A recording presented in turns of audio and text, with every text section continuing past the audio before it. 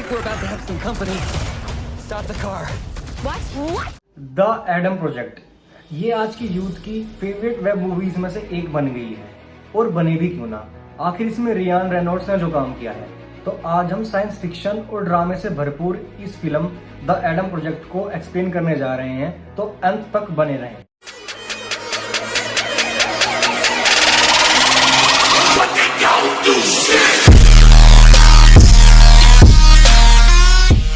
Hotshot pilot Adam read यानी कि Riyan Reynolds अपनी वाइफ लोरा यानी कि जोए सिल्दाना को रेस्क्यू करने के मिशन पर 2050 से 2018 में वापस जाता है टाइम ट्रैवल करके।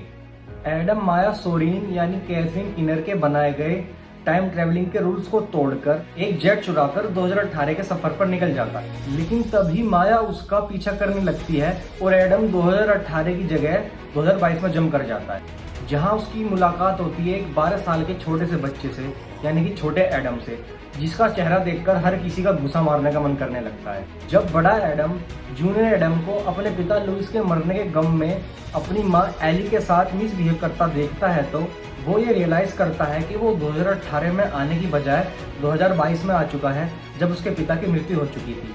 उसके पिता लुइस ही वो पहले शख्स थे जिन्होंने एक्सीडेंटली टाइम ट्रेवल का निर्माण कर दिया था और सबका फ्यूचर इंक्लूडिंग एडम का फ्यूचर भी खराब कर दिया था। एडम का शिप क्रैश हो गया था, लेकिन खुशी की बात यह है कि वो शिप अपने आप को खुद ठीक कर सकता था, बस उसे चलाने वाले के डीएनए की जरूरत थी। लेकिन प्रॉब्लम वहाँ शुरू होती है जब उसे पता चलता है कि वो घायल है और उसका डीएनए शिप को रिपेयर नहीं कर सकता।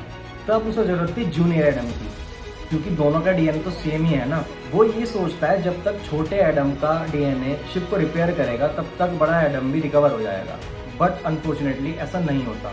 शिप तो ठीक हो जाता है लेकिन बड़ा एडम रिकवर नहीं होता। इस वजह से उसे छोटे एडम को ही अपने साथ ले जाना पड़ता है। मीनवाइल माया और उसका क्रू एडम को ट्रैक कर लेते हैं, लेकिन एडम इस बार भी उनके चंगुल से भाग निकलता है। हालांकि जूनियर एडम काफी कंफ्यूज रहता है। एक अनजान आदमी उसके घर में आ जाता है और वह उसके परिवार के उसके घर के कोने कोने तक को जानता है, लेकिन वो ये नहीं पहचान पाता कि ये आदमी है कौन। बड़ा एडम उसकी ये सारी कंफ्यूजन दूर करता है और उसे टाइम ट्रेवल के बारे में समझाता है एमसीयू मूवी का एग्जांपल देकर। लेकिन बड़े एडम को अब तक ये नहीं पता था कि वो जो भी मैस क्रिएट कर रहा है वो क्वांटम लेवल पर फिक्स हो भी पाएंगे या नहीं। फिर वो छोटे एडम को अपनी मुलाकात के बारे में बताता है कि कैसे वो लोरा से मिला, कैसे वो पहले दिन ही आती है लेट और दूसरे रूम में चली जाती है गलती से, जहां बड़ा एडम उसे उसके सही कमरे में छोड़ने का ऑफर देता है, जिसके बाद से दोनों लव बर्ड्स प्यार में पड़ जाते हैं। फ्यूचर में लोरा टाइम जंप करके एक मिशन पर जाती है, लेकिन वहां से वापस नहीं आती। लेकिन बड़े एडम को ये बताया जाता है कि आते वक्त उसका एक्सीडेंट हो गया, लेकिन बड़ा एडम ये मानने से इनकार कर देता है क्योंकि लोरा अपने टाइम की सबसे बड़ी सबसे अच्छी पायलट थी। फिर एडम डिस्कवर करता है कि किसी ने टाइम लॉक के साथ छेड़छाड़ की है, सच को छुपाने की कोशिश की है, जिसके बाद से वह फैसला करता है कि वो 2050 से वापस से 2018 में जाएगा। बड़े एडम को ये पूरा विश्वास था कि फ्यूचर माया का हाथ है उसकी पत्नी के डिसअपीयरेंस में, और ये सब सुनकर छोटा एडम हैरान हो जाता है, क्योंकि जिस माया की वो बात कर रहा है वो उसके मरे हुए पिता लुइस की सबसे लवली बिजनेस पार्टनर थी। तब अचानक से सीन चेंज कर दिया जाता है और एडम और लोरा की लड़ाई का सीन दिखाया जाता है, जिसमें लोरा एडम से कह रही होती है कि वो पिछले 4 साल से छुपी हुई थी और वो एडम के आने का वेट कर रही थी। लोरा उसे बताती है 2018 के मिशन जब गड़बड़ा गया, जब उसने जंप लॉक्स की जांच शुरू की, जिससे उसे ये पता चलता है कि कोई 2050 से 2018 में आकर जंप लॉक्स को डिलीट कर रहा है। लोरा उसे बताती है कि ये भविष्य से आई माया है